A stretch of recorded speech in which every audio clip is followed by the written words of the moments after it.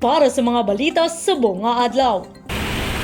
3-day transport strike magaumpisa sa Lunes tubtob Miyerkules. Maupod ang transport groups nga naga-operate sa traditional jeepneys sa syudad kag probinsya sang Iloilo sa 3 ka adlaw nga transport strike nga masugod sa Nobyembre 20 tubtob Nobyembre 22. Ginanunsyo ni Mr. Warren Gangoso, presidente sang No to PUV Phase-Out Coalition Panay, kag presidente sang Villa Transport Association nga magaupod ang 80 to 90% sang traditional jeepneys sa ikasar nga protesta sang pinagkaisang samahan ng mga tsuper at operators nationwide o CONPESTON. Ini nga protesta ang batok sa consolidation sang traditional public utility jeepneys sa Disyembre 31. Ginapanawagan man ni Gangoso sa publiko nga ugyunan ang transport strike paagi sa hindi paghalin sa tagsa ka mga panimalay.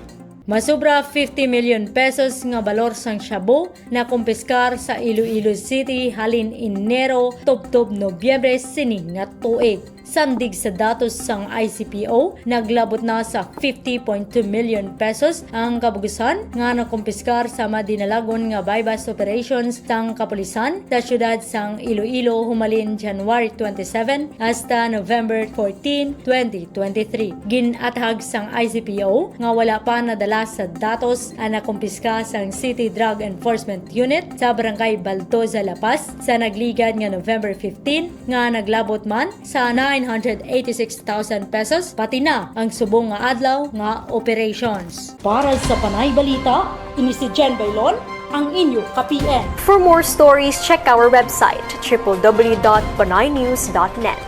Follow us on Facebook, Instagram, and Twitter, and subscribe to our YouTube channel.